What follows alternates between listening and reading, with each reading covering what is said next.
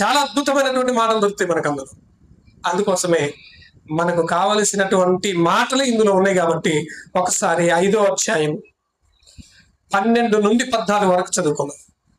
ఇదే సామెతల గ్రంథం 5వ అధ్యాయం 12 నుండి 14 వరకు. 4వ మాటకు ఏంటి ఆ మాట? చేసిన తర్వాత అనే మాట ఏంటి? అయ్యో అనేటువంటి మాట. ఇప్పుడు ఒక వ్యక్తి పాపం అంతా చేసిన తర్వాత మాట్లాడుతున్నాడు. ఏమని? అయ్యో ఉపదేశమును నేనెట్లు త్రోసివేస్తుని, నా హృదయము గద్దించినప్పుడు నేను ఎట్లా తృణీకరిస్తుని, నా బోధకుల మాట నేను వినకపోతినే, నా ఉపదేశకులకు నేను చెవియొగ్గపోతినే, నేను సమాజము యొక్క సంఘములో ఉన్నను, ప్రతి విధమైన దౌష్ట్యములకు లోపడుటకు కొంచెమే ఎడమాయను అని నీవు అనుచు మూలుగుచూనుందువు అని మూలిగే రోజు ఒక రోజు ఉంది. ఎక్కడంటావు తెలుసా? ఎక్కడంటావు? ఈ భూమి మీద నువ్వు అనవు. అయ్యో అనే మాట ఎక్కడ వస్తుంది?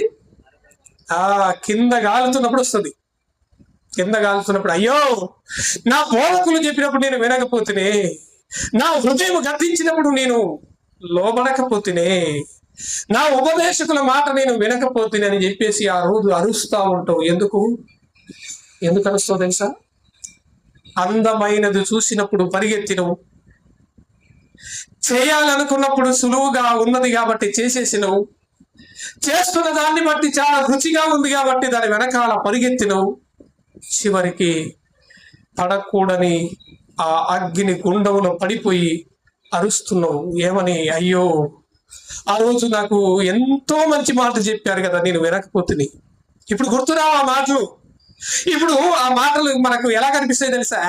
మనకు అనిపిస్తుంది ఏం మస్తుగా చెప్తారు, చాలా మంది చెప్తారు. ఇవన్నీ మనం పట్టించుకోవాలా? ఇప్పుడు ఇవన్నీ మనం పట్టించుకుంటే ఈ లోకంలో మనం ఇప్పుడు బ్రతకలేము. ఇప్పుడు ఎంజాయ్ చేయకపోతే ఎప్పుడు చేసేది? ఎప్పుడు చేస్తాం? ఎంజాయ్ చేయాలి, తిరగాలి, తాగాలి, ఏమైనా చేయాలి. చేయాలనుకునేవన్నీ చేయాల్సిన వయసు ఇది. అనుకోని ఒకవేళ తిరుగుతున్నావేమో, ఒకరోజు అయ్యో అయ్యో అయ్యో అని చెప్పి అరిసే రోజు ఒక రోజు ఉంది. ఆ రోజు ఈ మాటలన్నిటిని గుర్తు చేసుకొని ఏడుస్తూ ఉంటావు. ఏమని? మనకు అన్నమాట